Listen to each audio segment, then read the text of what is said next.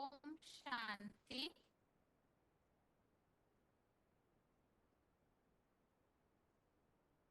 भगवद गीता श्लोक क्लास में आज का श्लोक है 12वें अध्याय का 6वां और 7वां श्लोक।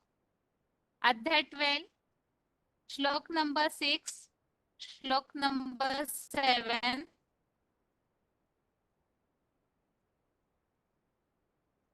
इन दोनों श्लोकों के अर्थ एक दूसरे से जुड़े हुए हैं, इसलिए आज के क्लास में इन दोनों श्लोकों को इकट्ठा पढ़ेंगे।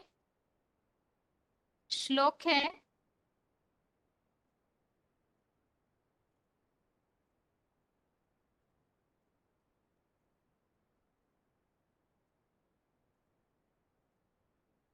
बारहवें अध्याय का 6वां श्लोक है ये तु सर्वाणि कर्माणि मयि सन्न्यस्य मत्पराः अनन्येनैव योगेन मां ध्यायन्त उपासते।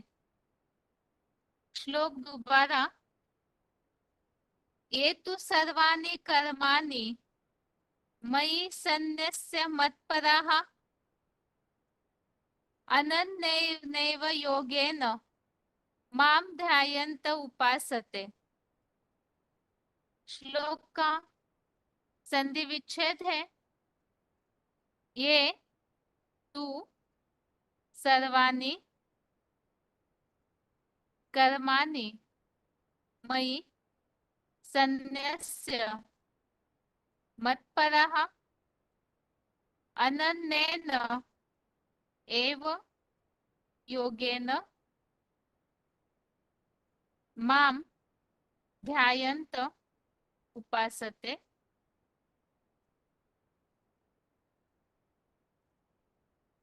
अध्याय 12 का श्लोक नंबर 6 का संधि विच्छेद दोबारा।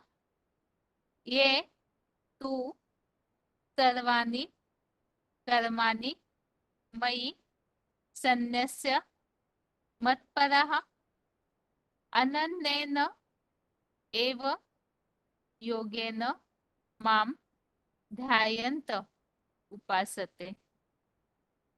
अभी शब्दों के अर्थ है तू अर्थात किंतु, मत्परः अर्थात मेरे आश्रित, ये अर्थात जो, सर्वाणि अर्थात सब, कर्माणि अर्थात कर्मों को, मयि अर्थात मुझ में, सन्न्यस्य अर्थात संपूर्णतया अर्पित कर, अनन्येन अर्थात अव्यभिचारी, योगेन अर्थात याद से, ध्यायन्तः अर्थात ध्यानमग्न हुए, माम अर्थात मेरी, एव अर्थात ही, उपासते अर्थात उपासना करते हैं। शब्दों के अर्थ दोबारा। तू अर्थात किंतु, मत्परः अर्थात मेरे आश्रित, ये अर्थात जो, सर्वाणि अर्थात सब, कर्माणि अर्थात कर्मों को, मयि अर्थात मुझ में, सन्न्यस्य अर्थात संपूर्णतया अर्पित कर, अनन्येन अर्थात अव्यभिचारी, योगेन अर्थात याद से, ध्यायन्तः अर्थात ध्यानमग्न हुए, माम अर्थात मेरी, एव अर्थात ही उपासते अर्थात उपासना करते हैं। अभी श्लोक का अर्थ है, किंतु मेरे आश्रित जो सब कर्मों को मुझ में संपूर्णतया अर्पित कर अव्यभिचारी याद से ध्यान मग्न हुए मेरी ही उपासना करते हैं। यह श्लोकों में हम समझ रहे हैं,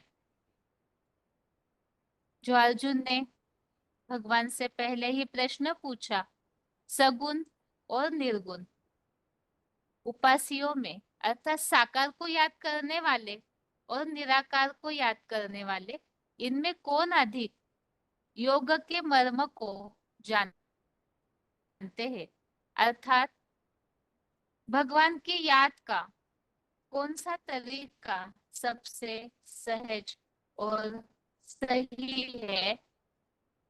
इस पर भगवान ने अर्जुन को शुरुआत के श्लोकों में ही ये बात समझाई है।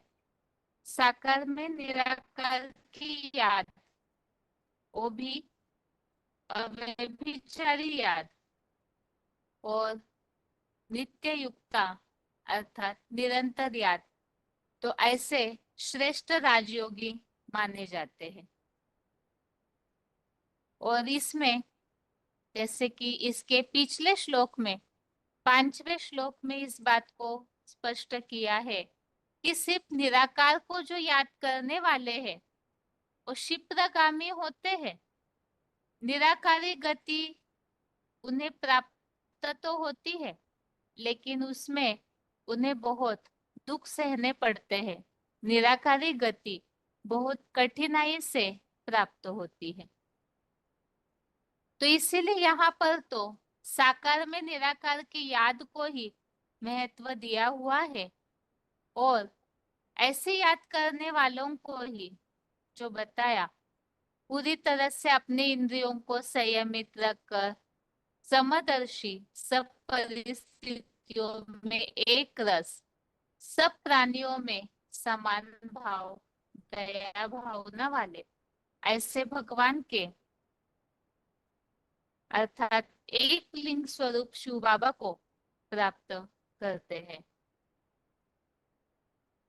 और जो प्राप्त करते हैं अर्थात साकार में निराकार को याद करने वाले, उन्हें और क्या प्राप्ति होती है उसे इन दोनों श्लोकों में आज स्पष्ट किया है। तो अभी 6वें श्लोक में जो अभी हमने अर्थ पढ़ा, एक भगवान के ही आश्रित जो होते हैं, मेरे आश्रित सब कर्मों को पूरी तरह उनमें ही अर्पित करके, सब कुछ ईश्वर के लिए ही अर्पण करके जो अव्यभिचारी याद करते हैं, तो ऐसे ध्यान मग्न लवलीन हुए एक भगवान की ही उपासना करते हैं। यहाँ पर श्लोक में क्लैरिफिकेशन में और कुछ समझाने दी हुई है। क्लैरिफिकेशन सहित अर्थ है, किंतु मेरे मूर्तिमंत शंकर के आश्रित जो तन धनादि के अफलाकांक्षी योगी सब कर्मों को मुझ योगीश्वर यज्ञ पिता में मन बुद्धि सहित संपूर्णतया अर्पित कर अव्यभिचारी याद से अव्यक्त मूर्ति में ध्यान मग्न हुए मेरी ही प्रवेशनीय मूर्ति होने से अनवरत सहज उपासना करते हैं। तो इस श्लोक में इस बात को स्पष्ट किया है, मेरे मूर्तिमंत शंकर के आश्रित अर्थात परम पिता समान जो शंकर महादेव बनते हैं, जो शुरू से हम इन श्लोकों को समझे, जैसे 9वें अध्याय में वही शिव समान बन अव्यक्त मूर्ति ना बनते हैं। मूर्ति तो है, साकार तो है, लेकिन स्थिति उनकी अव्यक्त निराकारी स्टेज, शिव समान स्टेज होती है। तो ऐसे मूर्तिमंत शंकर के जो आश्रित है, और तन धनादि के अफलाकांक्षी योगी सब कर्मों को एक भगवान में ही, जो यज्ञ पिता है उनमें ही मन बुद्धि सहित पूरी तरह अर्पित करके, एक तो है अर्पण तो हुए अर्थात तन धन दे दिया, लेकिन मन बुद्धि जो है संपूर्ण अर्पित नहीं करते। तो यहाँ इसलिए खास बात बताई क्लैरिफिकेशन में, मन बुद्धि सहित जो पूरी तरह अर्पित करके अव्यभिचारी याद करते, अब सब कुछ तेरा भगवान का हो गया, तो बुद्धि का योग भी, जो जहाँ तन होगा वहां ही मन होगा, तो बुद्धि योग भी एक भगवान में ही लग जाता है। ऐसे अव्यभिचारी याद से अव्यक्त मूर्ति में ध्यान मग्न हुए, अर्थात एक जो अव्यक्त निराकारी स्टेज वाले महादेव, उनमें ही जो पूरी तरह लवलीन हो जाते हैं, वो भगवान की ही उस साकार में निराकार की जो प्रवेशता है, तो साकार सहज सहज दिखने में आता है। इसलिए ऐसे प्रवेशनीय मूर्ति होने से अनवरत सहज उपासना करते हैं। तो निराकार की याद जो है वो तो कठिन है, लेकिन परमपिता जब साकार में आते हैं तो प्रवेश करके जो साकार सो निराकार, वो अव्यक्त मूर्ति जो दिखने में आती है, अर्थात जो साकार स्वरूप सबके सामने प्रत्यक्ष है, तो उनकी याद साकार होने के कारण सहज हो जाती है। और निराकार तो आंखों से दिखता नहीं, अव्यक्त है, तो उनकी याद के लिए कठिनाई होती है। ये इस श्लोक का अर्थ है। यहाँ खास बात बताई हुई है, एक तो सब कुछ अर्पण करके भगवान में ही जो लवलीन होते हैं, तो ऐसे साकार सो निराकार की याद करने में सहज योगी, सहज याद करने वाले, सहज उपासना करने वाले बनते हैं। अभी इसी श्लोक संबंधित अन्य श्लोकों में जहाँ उल्लेख आए हुए हैं, रेफरेंस श्लोक समझते हैं।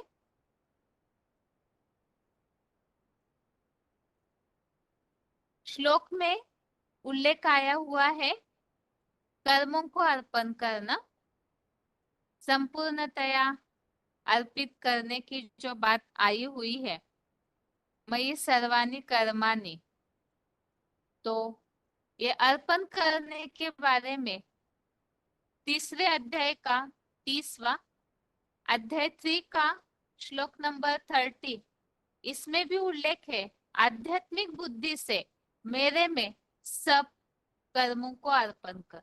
तो मेरे में अर्पण कर अर्थात यज्ञ सेवा, यज्ञ अर्थ श्रेष्ठ कर्मों को अर्पण कर।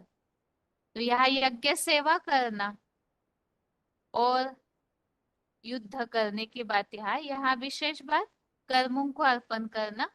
इसी तरह 9वें अध्याय का 27, अध्याय 9 का 27, जो कर्म तू करता है, तू खाता है पीता है उमंग से, ज्ञान यज्ञ सेवा करता है, जो देता है, जो तप करता है, और सब कुछ एकमात्र अव्यक्त मूर्ति शिव बाबा को अर्पण कर।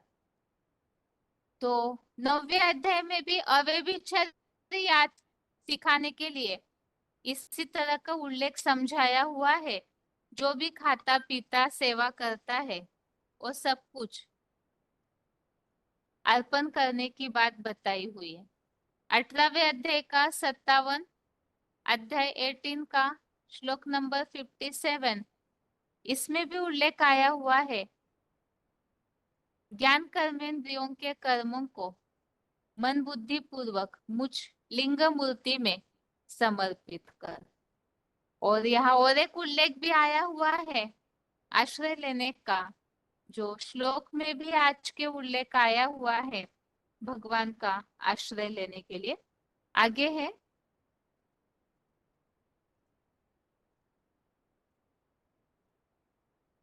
श्लोक में उल्लेख है अव्यभिचारी याद का, सब कुछ एक ईश्वर अर्थ अर्पण करके ही अव्यभिचारी याद हो सकती है। तो इसी के लिए 8वें अध्याय का 8वां अध्याय 8 का श्लोक नंबर 8, इसमें भी अभ्यास द्वारा योग युक्त अव्यभिचारी मन बुद्धि की बात है। 8वें अध्याय का 14 अध्याय 8 का 14 नंबर श्लोक, इसमें भी नित्य नियम पूर्वक योगी को सहज मिलने की बात। तो यहाँ भी नित्य निरंतर और लगाव पूर्वक अव्यभिचारी मन बुद्धि से याद की बात। 9वें अध्याय का 13 अध्याय 9 का 13, यहाँ भी भगवान को पहचान कर अव्यभिचारी मन से याद करने की बात का उल्लेख है। और 9वें अध्याय का 22 अध्याय 9 का श्लोक नंबर 22, इसमें भी अव्यभिचारी ध्यान मग्न होने की बात का उल्लेख आया हुआ है। आगे है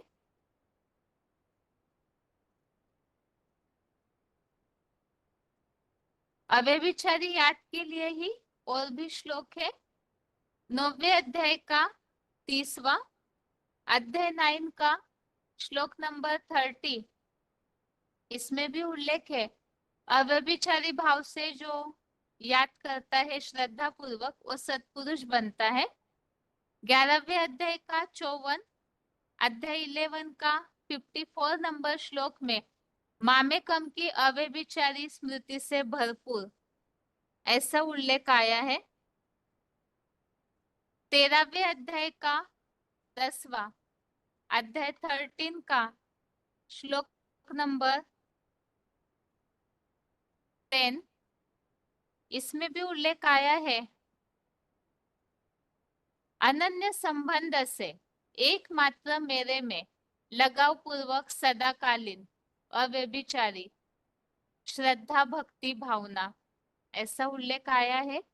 और 14वें अध्याय का 26 अध्याय 14 का श्लोक नंबर 26, इसमें भी उल्लेख आया है मुझ रुद्र ज्ञान यज्ञ पिता शिव बाबा की मामेकम वाली अव्यभिचारी भावना से सदा ही योग युक्त सेवा करता है।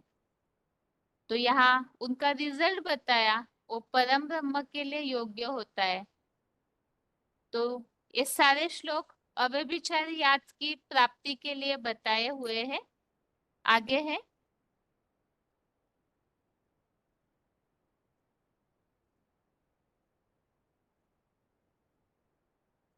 श्लोक में उल्लेख आया है 18वें अध्याय का 56, यह टॉपिक चेंज हुआ है मेरा आश्रय लेने वाले।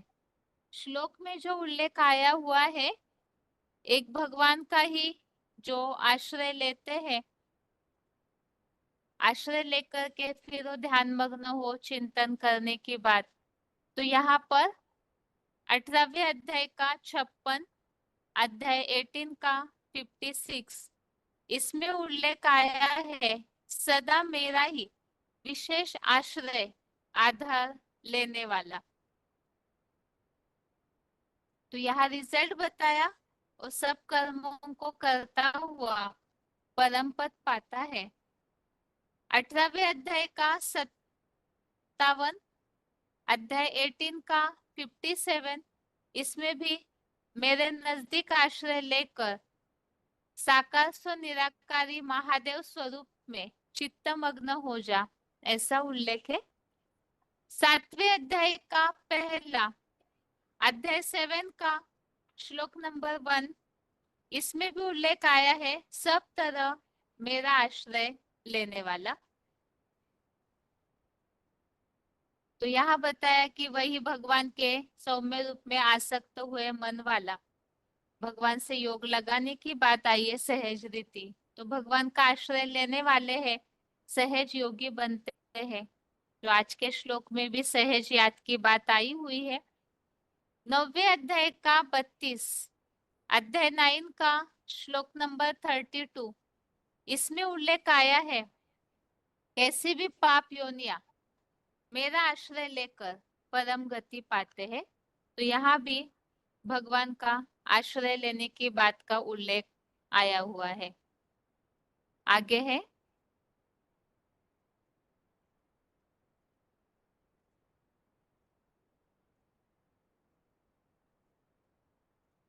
इस तरह से 12वें अध्याय का छठवा अध्याय 12 के श्लोक नंबर 6 में हमने काफी सारी बातें समझी है। एक तो खास बात है, जो भगवान का आश्रय लेते हैं पूरी तरह भगवान को ही अव्यभिचारी रूप से याद करते हैं, सारे कर्मों को भगवान में ही अर्पण करते हैं, तो वो अव्यक्त मूर्ति में ध्यान मग्न हुए परम पिता जो प्रवेश है, तो प्रवेश करने के कारण साकार में निराकार की याद सहज हो जाती है। तो ऐसे साकार में निराकार की सहज याद करने वाले।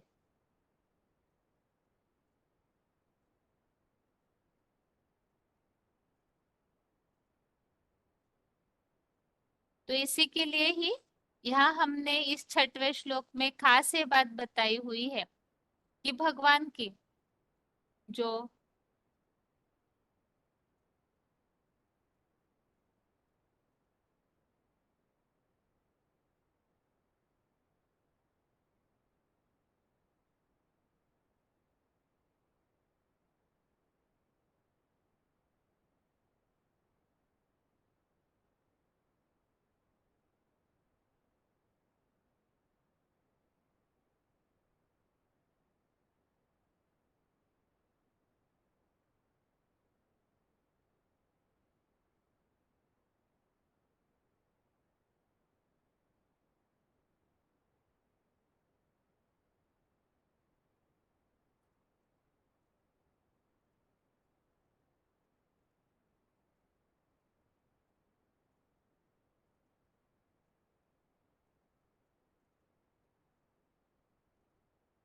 तो छठवें श्लोक में हमने इन बातों को समझा है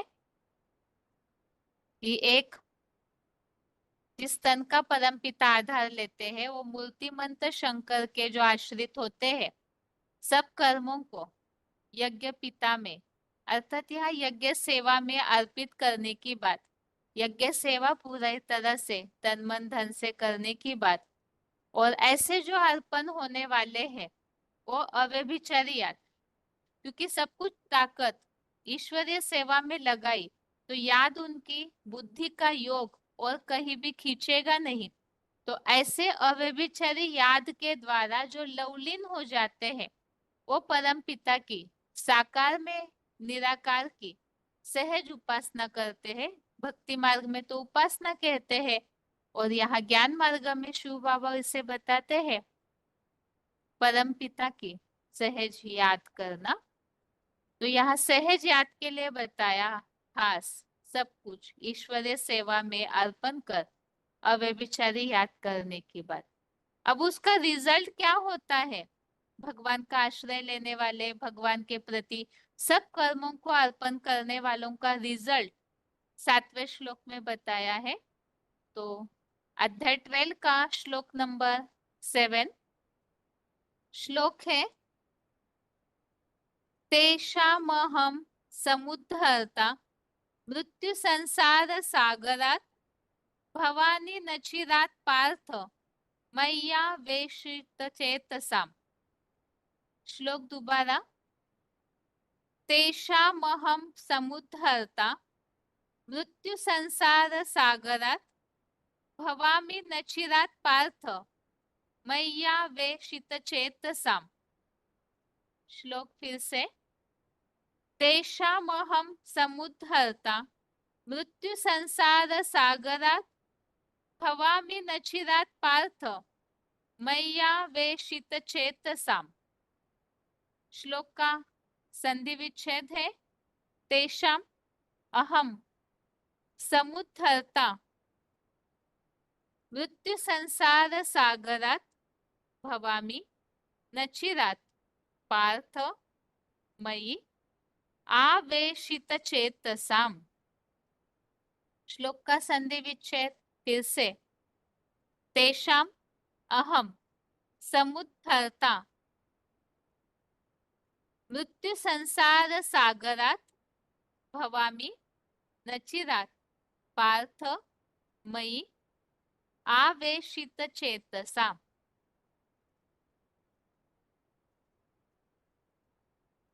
अभी शब्दों के अर्थ है।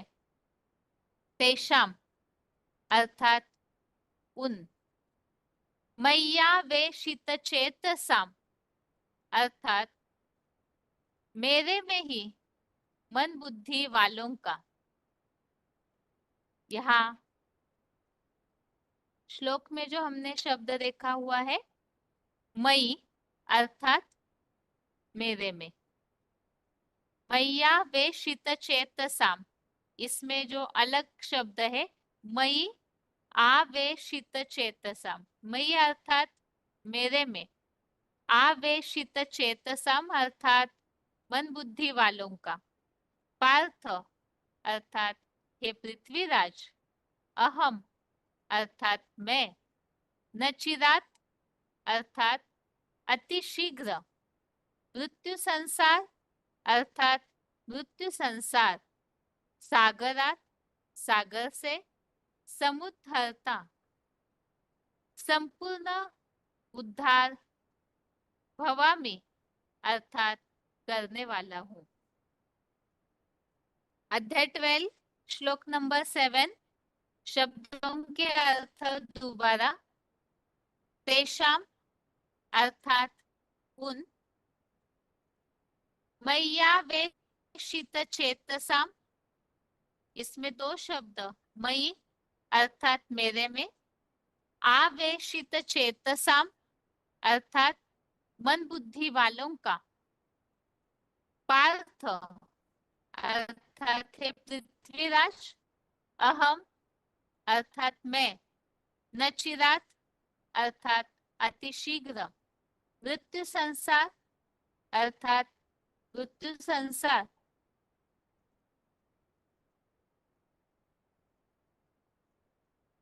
सागरात अर्थात सागर से, समुद्धरता अर्थात संपूर्ण उद्धार, भवामि अर्थात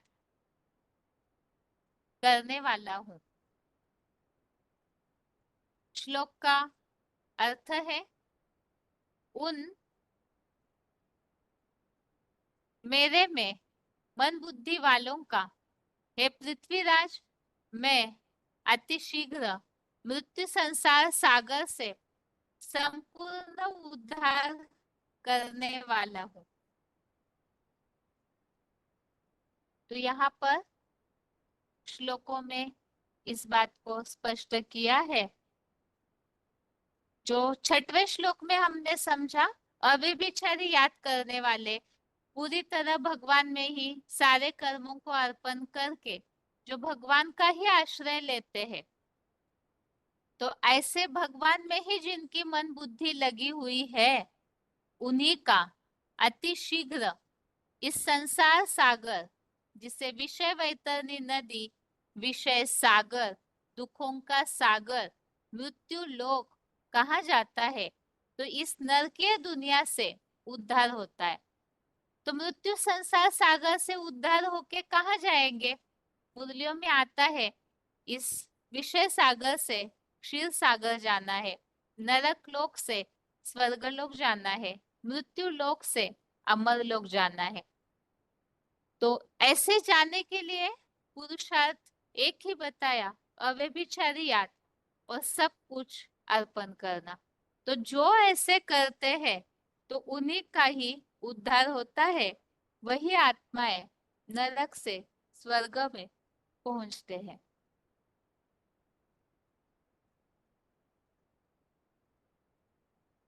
अभी इसी श्लोक में क्लैरिफिकेशन में और कुछ बातें बताई हुई है। क्लैरिफिकेशन सहित अर्थ है उन मेरे में ही मद भक्तो माम नमस्कुरु, जो 9वें अध्याय का 34वां अध्याय 9 का 34 नंबर श्लोक। मद मद भक्तों माम नमस्करु वाली मन बुद्धि वालों का, हे पृथ्वीराज, मैं सुख सागर अति शीघ्र अर्थात 50-60 वर्षों में ही जन्म जरा मृत्यु ऐसे दुख वाले संसार रूप विषय विकारों के सागर से लेश मात्र दुख रहित कृत त्रेता, कृत त्रेता अर्थात सतयुग त्रेता के आधा कल्प तक संपूर्ण उद्धार करने वाला हूँ।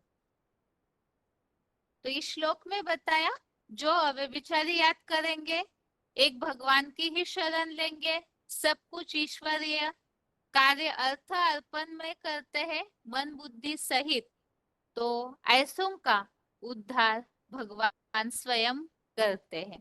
वो भी कैसे करते हैं उसके लिए भी बताया, अति शीघ्र। जो मूल्यों में हम सुनते हैं मनुष्य से देवता किए कर्तन लागी वार, तो उतरने में तो 5000 साल का समय, लेकिन चढ़ने में केवल एक संगम युग का अंतिम जन्म, और इसमें पूरे तमो प्रधान से एकदम सतो प्रधान बन जाते हैं। तो ऐसे जो कलयुग अंत में तमो प्रधान है उन्हें पूरा सात्विक बनने के लिए पुरुषार्थ बताया है, अव्यभिचारी याद और तन मन धन सब कुछ तेरा, ऐसी स्थिति जिनकी है तो उनका उद्धार अति शीघ्र होता है। ऐसे अति शीघ्र उद्धार होने की बात के लिए नीचे रेफरेंस दिए हुए हैं, कैसे उद्धार होता है। यहाँ पे 9वें अध्याय का 31, अध्याय 9 का 31 नंबर श्लोक। क्षिप्रम भवति धर्मात्मा, अर्थात जो दृढ़ निश्चयी है, एक भगवान का ही सहारा लेने वाले, जो हमने समझा है कैसा भी अजामिल जैसा पापी क्यों ना हो, लेकिन दृढ़ निश्चयी है तो वो जल्दी ही धर्मात्मा पुण्यात्मा बन जाता है। ऐसे ही क्षिप्रम सिद्धिर भवति, अध्याय 4 का 12 नंबर, और दूसरे अध्याय का 65, अध्याय 2 का श्लोक नंबर 65 में ह्याशु बुद्धि पर्यवतिष्ठते। तो इस श्लोक के संबंधित रेफरेंस श्लोक हम समझते हैं।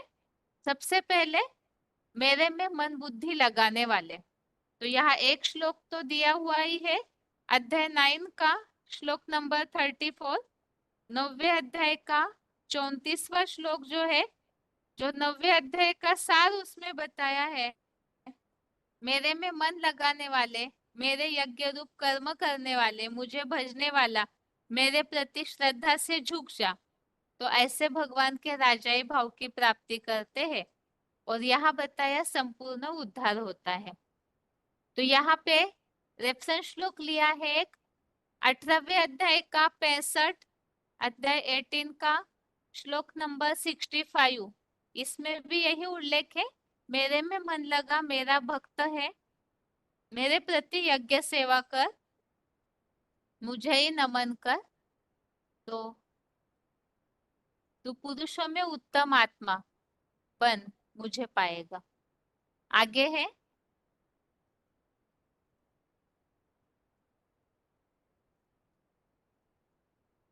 श्लोक में जो उल्लेख है, मेरे में मन बुद्धि लगाने वाले, तो 9वें अध्याय का 34 अभी हमने समझा, और 6वें अध्याय का 47, अध्याय 6 का 47, इसमें भी उल्लेख आया है, अव्यक्त मूर्ति महादेव हीरो में लगाई मन बुद्धि द्वारा करता है, तो वो श्रेष्ठ योगी है, ऐसे बताया है। 8वें अध्याय का 7वां, अध्याय 8 का श्लोक नंबर 7, इसमें भी उल्लेख आया हुआ है, मेरे में अर्पित हुई मन बुद्धि वाला राजाई भय को पाता है। 10वें अध्याय का 9वां, अध्याय 10 का श्लोक नंबर 9, इसमें भी पूरी तरह भगवान के लिए ही कर्म करने की बातों का उल्लेख आया हुआ है। आगे है इस 10वें के 9वें श्लोक में खास मेरे में बुद्धि लगाने वाले, मेरे लिए ही काम करने वाले, जो भी सेवा करते हैं वो भगवान के लिए ही करते हैं। सारे कर्म ईश्वरीय अर्थ, ईश्वरीय सेवा के लिए ऐसा उल्लेख है। तो सब कुछ ईश्वर अर्थ करना ही वास्तव में अव्यभिचारी याद है, अव्यभिचारी कर्म है। अभी श्लोक में उल्लेख आया है, ऐसे अव्यभिचारी रीति से कर्म करने वाले, याद करने वाले मृत्यु संसार सागर से पार जाते हैं। चौथे अध्याय का 36,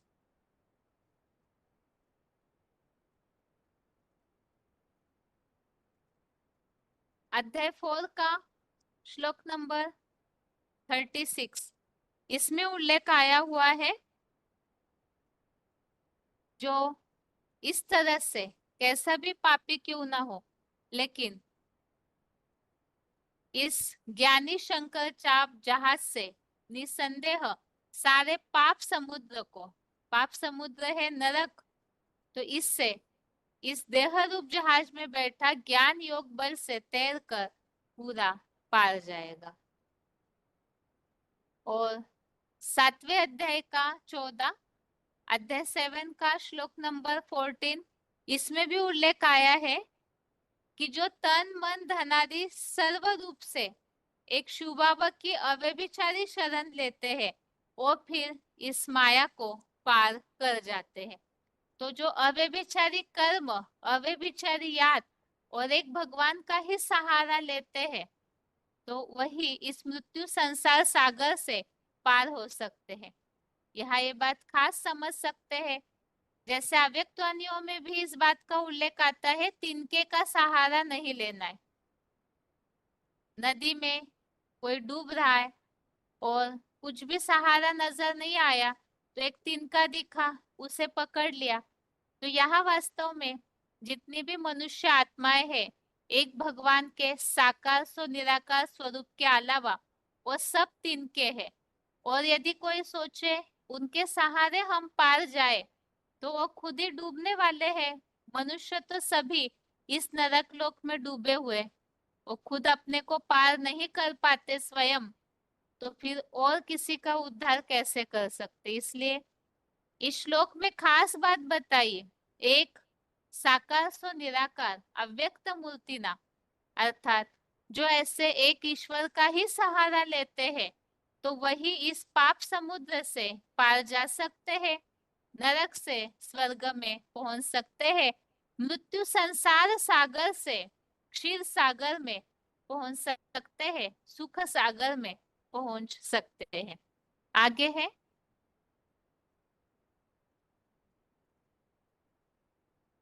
श्लोक में जो उल्लेख आया है 50-60 वर्षों में, तो यहाँ पर श्लोक में खास जो बात बताई हुई है, मृत्यु संसार सागर से पार कराने का टाइम, उतरने का टाइम तो बहुत लंबा है 5000 साल, लेकिन चढ़ने के लिए एक जन्म, तो बताए इन 50-60 वर्षों में ही इस जन्म जरा मृत्यु दुखों का सागर क्यों बोला है। एक तो विषय सागर विकारों का सागर है, और ये दुखों का सागर क्योंकि जन्म का भी दुख, जरा अर्थात बुढ़ापे का भी दुख, और मृत्यु का भी दुख। तो इस संसार में सब दुख ही दुख है, जन्म से लेकर आदि से लेकर अंत तक। तो ऐसे दुखों के सागर से, संसार से निकाल करके भगवान सुख में पहुंचाने का समय यहाँ बताया 50-60 साल। 8वें अध्याय का 23, अध्याय 8 का श्लोक नंबर 23, इसमें भी उल्लेख आया हुआ है, पुरुषोत्तम संगम युगी 60 वर्षीय शूटिंग काल को बताता हूँ। तो यहाँ पर 8वें अध्याय में भी जहाँ परम ब्रह्म लोक अर्थात ऐसी स्थिति में पहुंचने की बात है, उसके लिए भी 60 साल का समय बताया। और दूसरे अध्याय का 69, अध्याय 2 का श्लोक नंबर 69, इसमें भी पुरुषोत्तम संगम युग ये 60 वर्ष का बताया हुआ है, खास मनन चिंतन मंथन के लिए, जिसके द्वारा सबका उद्धार होता है। आगे है,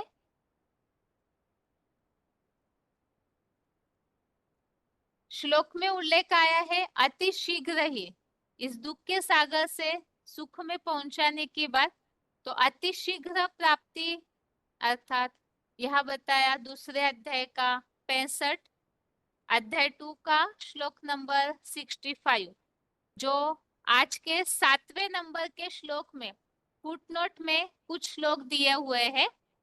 श्लोक में जो हमने खास बात समझी है, अव्यभिचारी याद वाले ही इस दुखों के सागर से पार जा सकते हैं।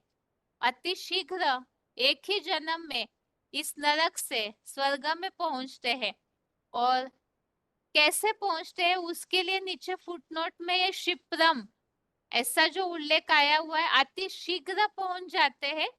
तो अति शीघ्र का उल्लेख आया हुआ दूसरे अध्याय का 65, इसमें बताया है प्रसन्नता से सब दुखों का नाश होता है, क्योंकि प्रसन्न चित्त की बुद्धि अच्छे से आत्मा में स्थिर होती है। और चौथे अध्याय का 12 अध्याय 4 का श्लोक नंबर 12, इसमें उल्लेख है क्षिप्रम ही मानुषी लोके सिद्धि भवति कर्मजा।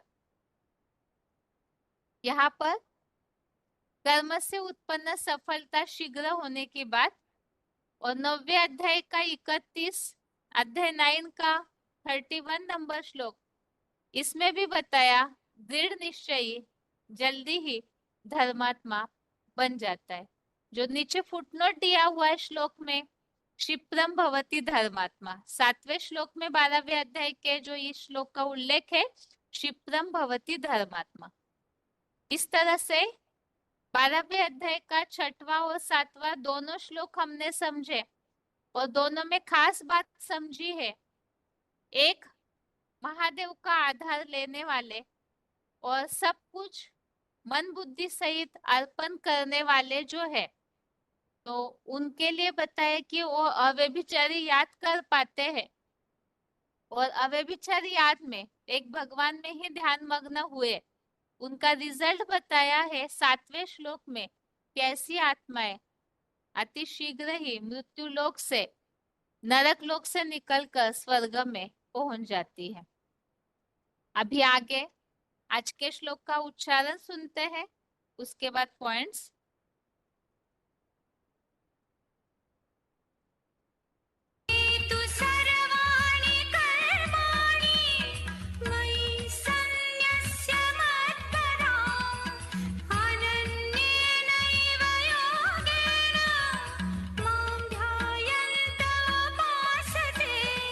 किंतु मेरे मूर्तिमंत शंकर के आश्रित जो तन धनादि के अफलाकांक्षी योगी सब कर्मों को मुझ योगीश्वर यज्ञपिता में मन बुद्धि सहित संपूर्णतया अर्पित कर अव्यभिचारी याद से अव्यक्त मूर्ति में ध्यान मग्न हुए, मेरी ही प्रवेशनीय मूर्ति होने से अनवरत सहज उपासना करते हैं।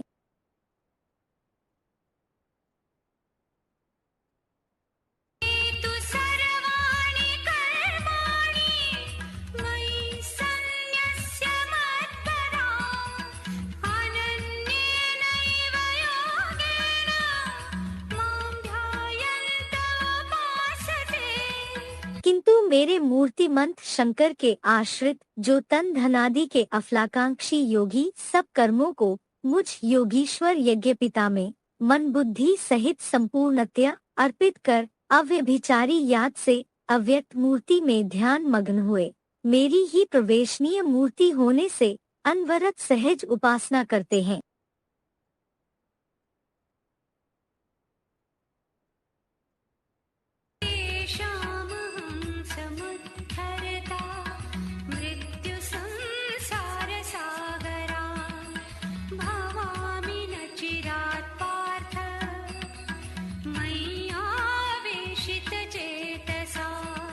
उन मेरे में ही मद्भक्तो माम नमस्कुरु, गीता के 9वें अध्याय का 34वां श्लोक वाली मनबुद्धि वालों का, हे पृथ्वीराज, मैं सुख सागर अतिशीघ्र 60+30 वर्षों में ही जन्म जरा मृत्यु दुख वाले संसार रूप विषय विकारों के सागर से लेश मात्र दुख रहित कृत त्रेता के आधा कल्प में संपूर्ण उद्धार करने वाला हूँ।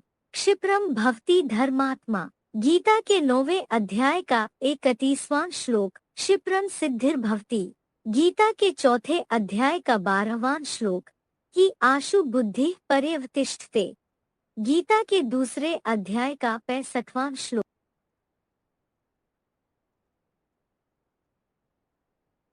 तेषामहं समुद्धरता मृत्युसंसारसागरात् भवामि न चिरात् पार्थ मय्यावेशितचेतसा। उन मेरे में ही मद्भक्तो माम नमस्कुरु।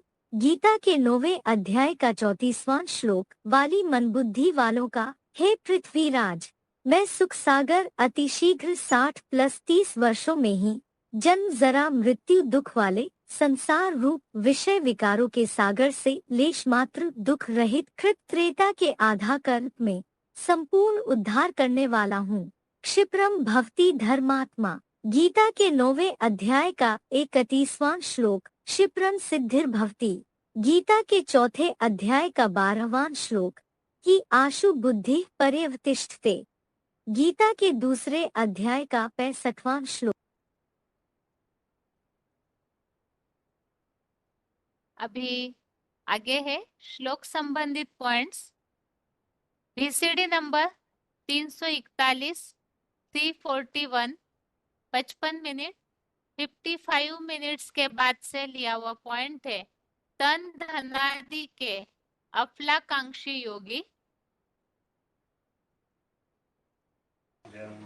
और कोई अपनी स्वेच्छा से ही ऐसा पुरुषार्थ करेंगे कि सब कुछ तेरा कुछ नहीं मेरा।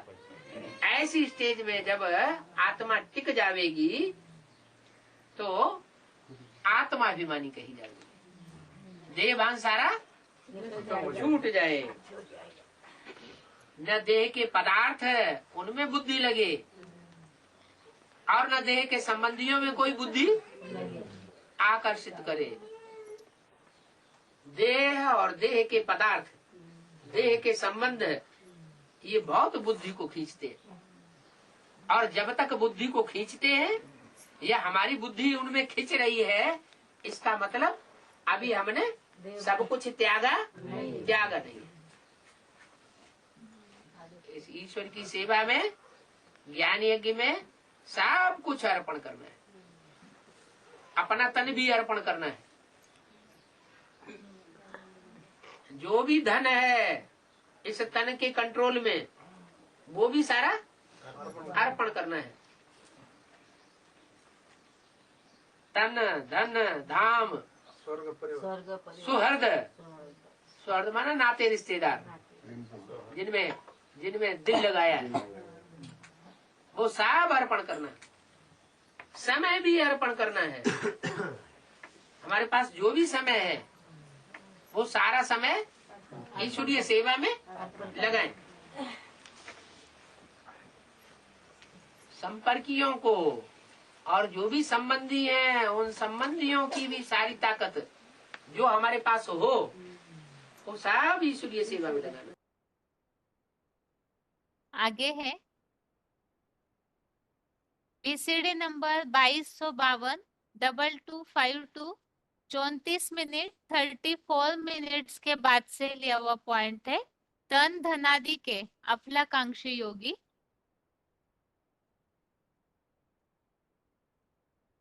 ये मेरे कहने वाली आत्मा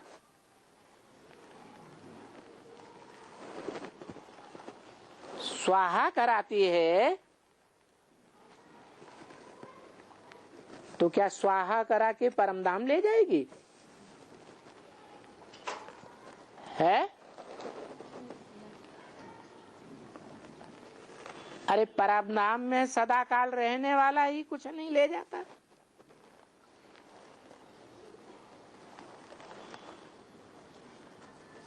मतलब है इस विश्व में जैसे शिव आकर के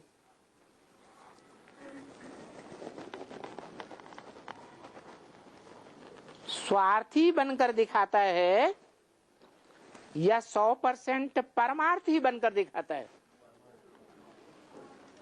ऐसे ही कोई को आप समान बना के जाता है या नहीं जाता है?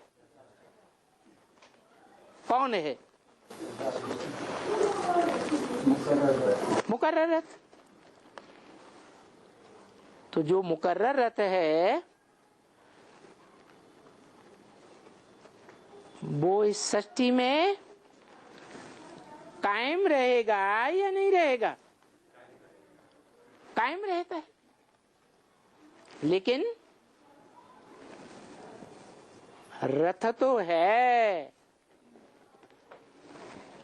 लेकिन स्वार्थी बनकर रहता है जन्म जन्मांतर या परमार्थी बनकर रहता है?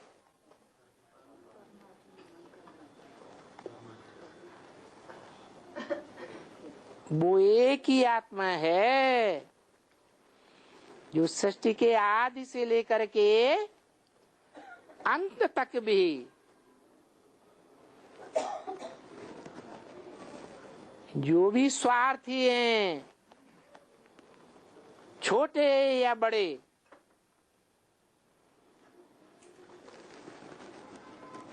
दूसरों के रथ की चिंता नहीं करते हैं कि दूसरे शरीरधारियों को भी सुख मिले। सुख मिले या न मिले, पहले अपनी चिंता करते हैं। ऐसे स्वार्थी जन जो नंबरवार धर्मों में आते हैं,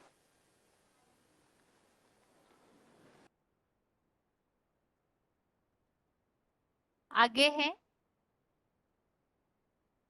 BCD number 2252, BCD number 2252 30 minute 30 minutes के बाद से लिया हुआ पॉइंट है। सब कर्मों को मुझ योगीश्वर यज्ञ पिता में मन बुद्धि सहित संपूर्णतया अर्पित कर।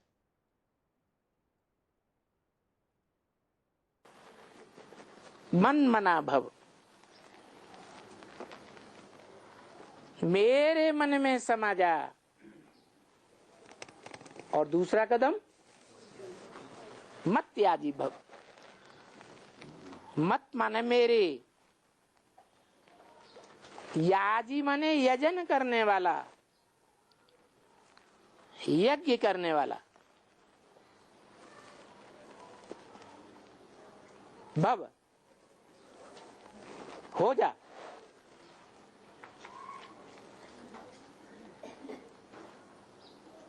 मेरे लिए यजन करने वाला माना क्या हुआ है? किसने बोला? यजन माने यज्ञ माने यजन। जिस ज्ञान यज्ञ में सारी दुनिया को स्वाहा होना है, सारी दुनिया के सारे ही मनुष्य मात्र की सेवा की आहुति पड़नी है।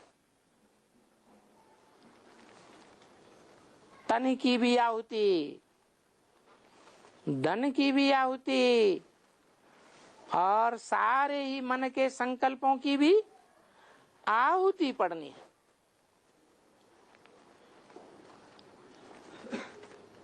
तो कौन हुआ यज्ञ कुंड है? वो यज्ञ कुंड कौन हुआ? मत माने मेरे लिए यजन करने वाला बन। कौन हुआ?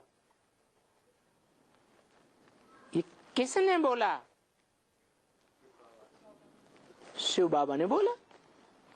साकार और निराकार के मेल ने बोला। जब मन मना भव हो जाए तब ही पक्के पक्के मध्याजी भव बन सकते।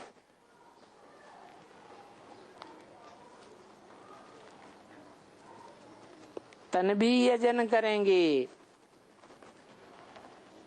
जैसे ब्रह्मा ने हड्डी हड्डी स्वाहा कर दी,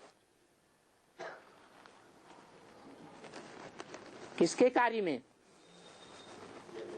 है? यज्ञ, यज्ञकारी में। यज्ञ कोई चैतन्य है या जड़ है?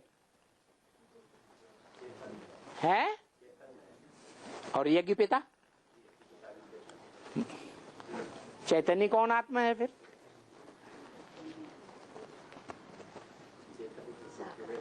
है जो प्रवेश करता है वो यज्ञ है, जिसमें प्रवेश करता है, जिसमें प्रवेश करता है वो यज्ञ भी है, यज्ञ पिता भी है। क्योंकि जो स्वाहा करने वाले हैं, तन को, मन को, धन को, तो उनका तो सब कुछ स्वाहा हो गया ना, कुछ बचा है? और जिसके प्रति स्वाहा होना है वो बचेगा या नहीं बचेगा? है? बचेगा। तो यज्ञ पिता कौन हुआ? है?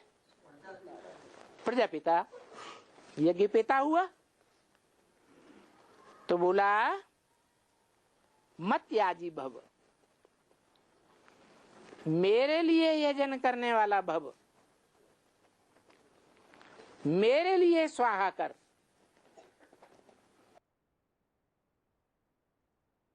आगे है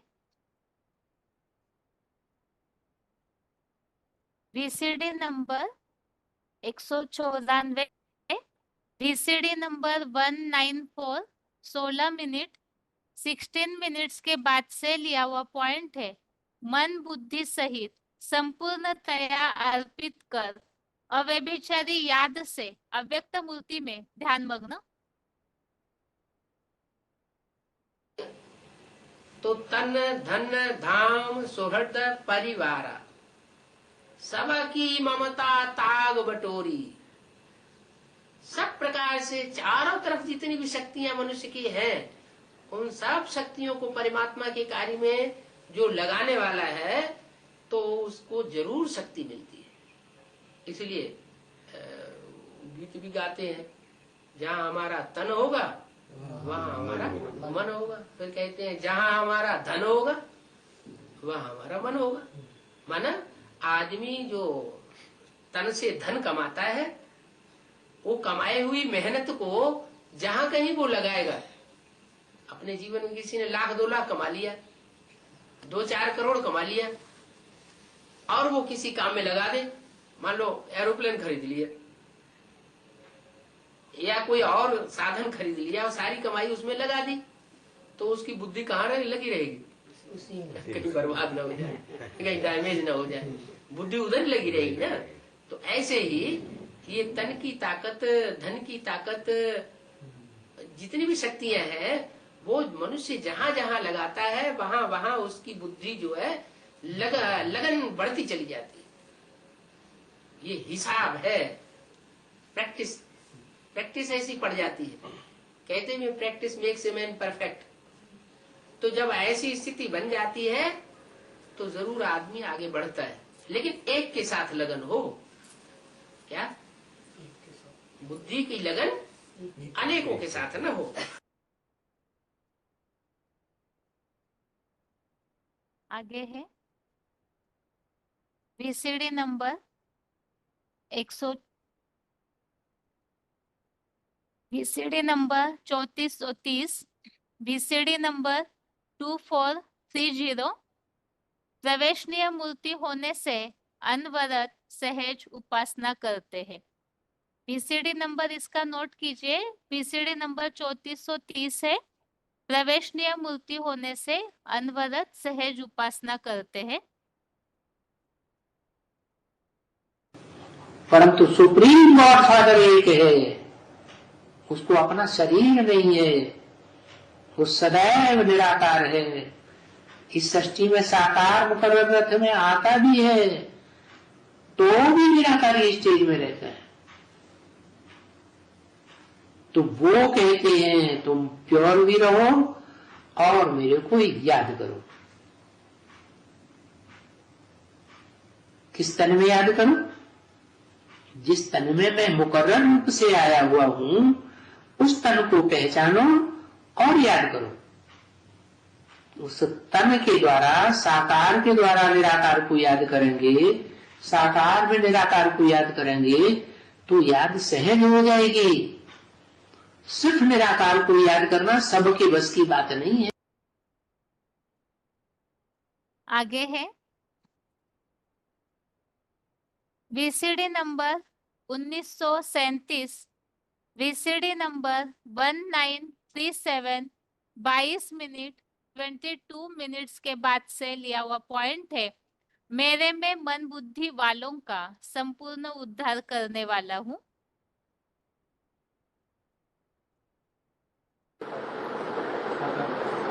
साकार मनुष्य सृष्टि का जो बाप है उसके सब बच्चे हैं। अभी ये बच्चे जान गए कि बस एक ही मंत्र से हमारा बेड़ा पार होने का है। बेड़ा, बेड़ा किसे कहा जाता है? हैं? बेड़ा तो जहाज को कहा जाता है, बड़ी नाव को कहा जाता है। यहाँ तो कोई नाव नहीं है, बेड़ा नहीं है, किसको कहा? ये शरीर ही बेड़ा है। इस शरीर रूपी नवैया में आत्मा बिठैया है और ये बेड़ा कहाँ पड़ा हुआ है? हैं? विषय सागर में पड़ा हुआ है। तो विषय सागर से पार होने का है।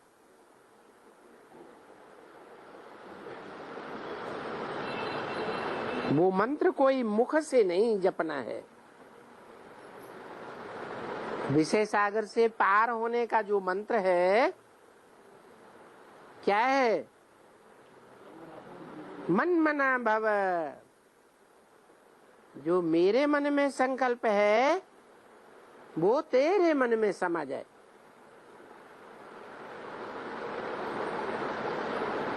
ये कोई मुख से जपने का मंत्र नहीं है, ये समझने की बात है। ये मंत्र कोई जपने की बात नहीं है, समझ मिलती है। क्या समझ मिलती है? मन मना भव, इस मंत्र से क्या समझ मिलती है? जो मेरे मन में सो तेरे मन में, अर्थात मेरे मन के संकल्प में समा जाए या संकल्पों में समा जाए।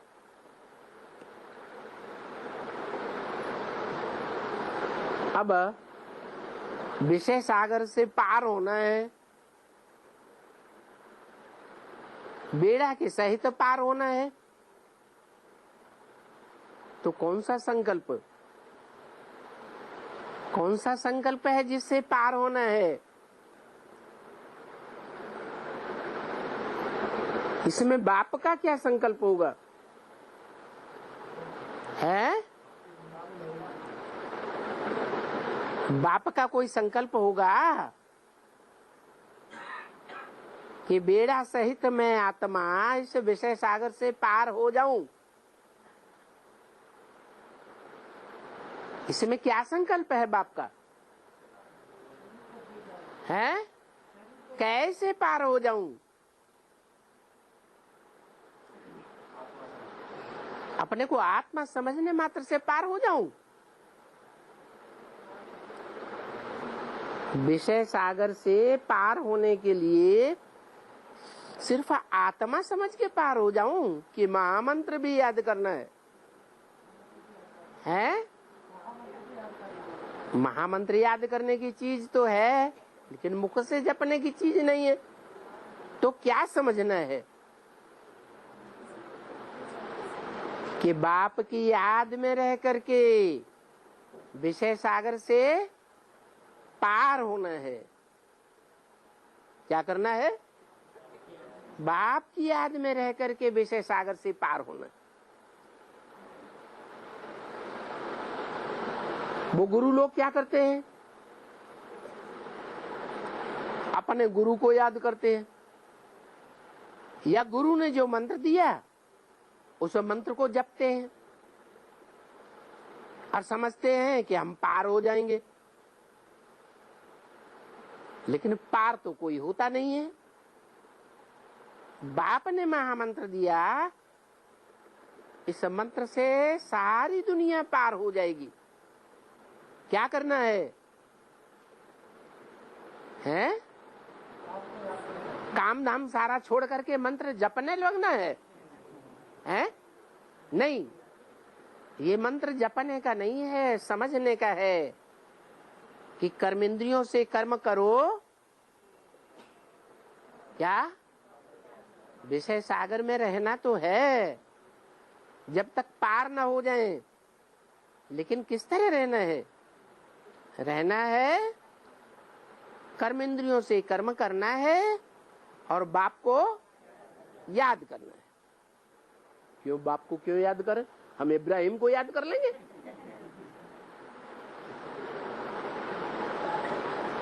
अरे इब्राहिम तो खुद भी डूबा और अपने फॉलोअर्स को भी डुबा दिया। उसको याद करने से हमें क्या मिलेगा?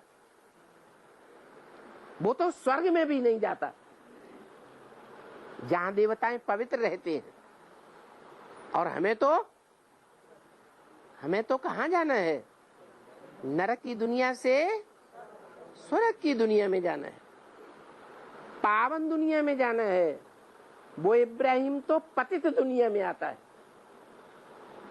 और अपने फॉलोअर्स को भी पतित दुनिया में ले जाता। बेड़ा ही गर्क कर दिया सारी दुनिया का। तो किसको याद करना है? कोई धर्म पिताओं को याद नहीं करना है। धर्म पिताओं में जो सबसे बड़ा धर्म पिता है प्रजापिता ब्रह्मा, या ब्राह्मण बनाने वाला पिता है ब्रह्मा। ब्राह्मण बनाने वाला पहला पिता कौन है? दादा लेखराज ब्रह्मा। नहीं, दादा लेखराज ब्रह्मा ब्राह्मण बनाने वाला है। तो जो दादा लेखराज ब्रह्मा ब्राह्मण बनाने वाला है, लेकिन वो ब्राह्मण सो देवता तो नहीं बना सका। ब्राह्मण से देवता बनाने के लिए फिर भी प्रजापिता ब्रह्मा का सहारा लेना पड़ता है, शिव बापू को। तो ये समझ मिली है प्रजापिता ब्रह्मा द्वारा क्या, कि कर्मेंद्रियों से कर्म करते हुए इस सागर को, विषय सागर को पार करना है। अगला पॉइंट है VCD number 2220, VCD number 2220 15 minute 15 minutes के बाद से लिया हुआ पॉइंट है। जन्म जरा मृत्यु के दुखों से उद्धार करने वाला हूँ। इस देह अहंकार को छोड़ दो, प्रैक्टिस करो अपन को ज्योति बिंदु आत्मा समझने की। और ज्योति बिंदु आत्मा समझकर इस आत्मा रूपी बैटरी को, जो दुनिया का बड़े से बड़ा जनरेटर है, परमपिता परमात्मा शिव भगवान, उसकी शरण में आ जाओ। सर्वधर्मान परित्यज्य, सब देहधारी धर्म गुरुओं के धर्मों को त्याग कर माम एकम शरणम ब्रज, मुझे एक परमपिता परमात्मा की शरण में आ जा। मैं तुझे सब दुखों से मुक्त कर दूंगा।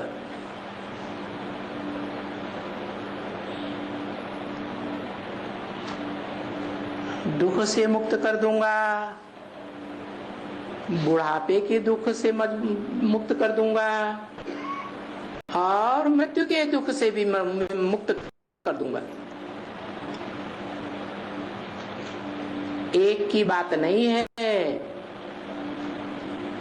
सब मनुष्य आत्माओं को मुक्त करके अपने धाम मुक्त धाम में ले जाऊंगा,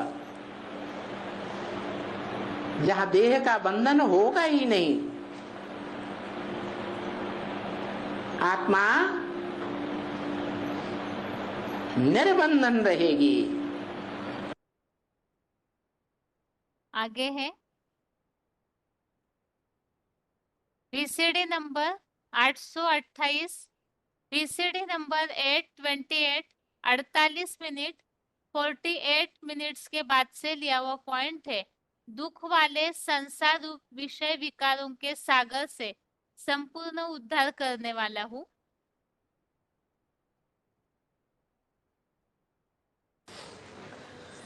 भगवान को बागवान, माली, खिवैया कहा जाता है।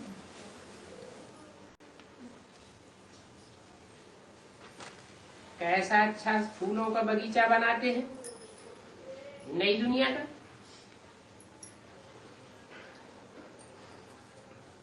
शरीर रूपी नैया को खेल करके विषय वैतरणी नदी से पार ले जाते हैं।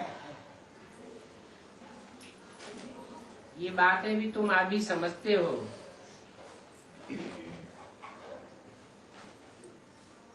जानते हो कि बाप ही आकर के विषय सागर से पार ले जाते हैं।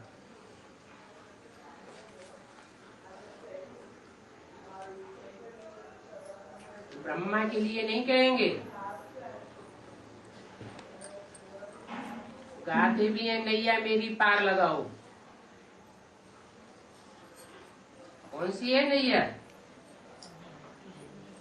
ये शरीर ही नैया है, आत्मा बिठैया है और बाप खिवैया है।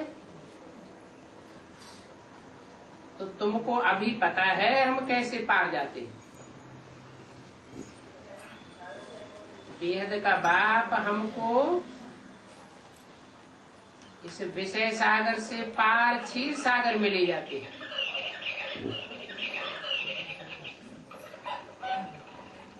वहां दुख की बात नहीं होती,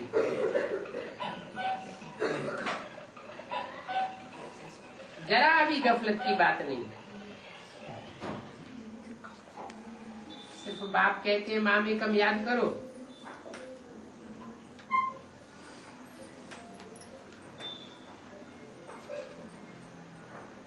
तुम औरों को भी बताते हो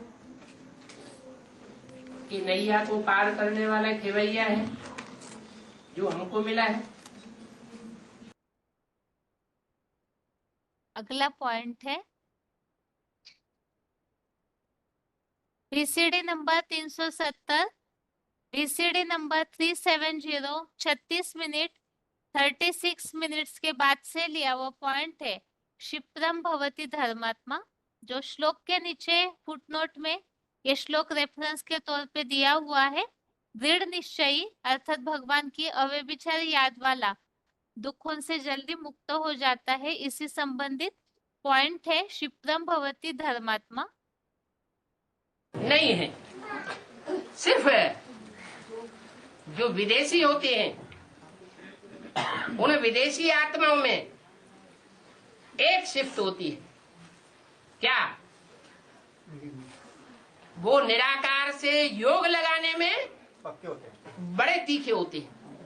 और निराकार भी अर्थ सहित नहीं, बिंदु को याद करने वाले, बिंदु रूप स्टेजधारी को याद करने वाले नहीं, सिर्फ बिंदु को। तो भी बताया कि ऐसे जो विधर्मी धर्म पिताएं या उनसे कनेक्टेड आधार मूर्त आत्माएं या बीज रूप आत्माएं निराकारी स्टेज से प्यार होने के कारण क्षिप्रम भवति मुक्तात्मा, क्या कहा? जल्दी जल्दी मुक्त हो जाते हैं। मुक्त हो जाते हैं दुख दर्दों से जल्दी। माना साकार प्रेमी, अव्यक्त वाणी में बोला, साकार प्रेमी कैसे होंगे? नहीं, जो साकार प्रेमी होंगे वो चरित्रवान होंगे, और निराकार प्रेमी शिव प्रगति के पुरुषार्थ करने वाले होंगे, माने पावरफुल आत्माएं होंगी, मगर प्रेमी नहीं होगी, स्नेही नहीं होंगी, बाप से प्रेम नहीं। दिल वाले नहीं होंगे। स्नेह दिल की चीज है। बुद्धिवादी होंगे लेकिन दिल वाले नहीं होंगे। इस तरह से आज के श्लोक संबंधित सारे पॉइंट्स को हमने समझा है, और दोनों श्लोकों में मिलकर हमने इसी बात को विशेष समझा है कि जो एक अव्यक्त मूर्ति ना अर्थात साकार सो निराकार बनने वाले स्वरूप की जो अव्यभिचारी याद करते, और अव्यभिचारी याद का तरीका हमने समझा, सब कुछ अर्पण करने वाले, ईश्वरीय सेवार्थ तन मन धन सबकी बाजी लगाने वाले, तो बुद्धि का योग सारा वहां ही जाएगा, अर्थात अव्यभिचारी याद करेंगे। और ऐसे जो अव्यभिचारी याद करते हैं मन बुद्धि से सब कुछ अर्पण होकर के, वो फिर परमपिता शिव जिस साकार के द्वारा कार्य करते हैं उस साकार सो निराकार की सहज याद करते हैं। तो अव्यभिचारी याद भगवान के अर्पित होकर के जो सहज सहज याद करते हैं, तो उनकी यहाँ पर जो बताया पुरुषोत्तम संगम युग में ही मृत्यु जरा जन्म जरा और मृत्यु इन दुखों से पूरी तरह मुक्ति हो जाती है, अर्थात ही बताया इस विषय सागर से पार लग के नई दुनिया स्वर्ग में पहुंचना, अर्थात ये आधा कल्प के लिए ऐसी आत्माओं का उद्धार हो जाता है। ये आज के दोनों श्लोकों का अर्थ हमने समझा है, और अभी क्लास का टाइम पूरा हो रहा है, इसलिए आज के श्लोकों को फिर से पढ़कर रिवाइज नहीं किया जाएगा। आज के लिए गीता क्लास यहाँ ही पूरा करते हैं। ओम शांति।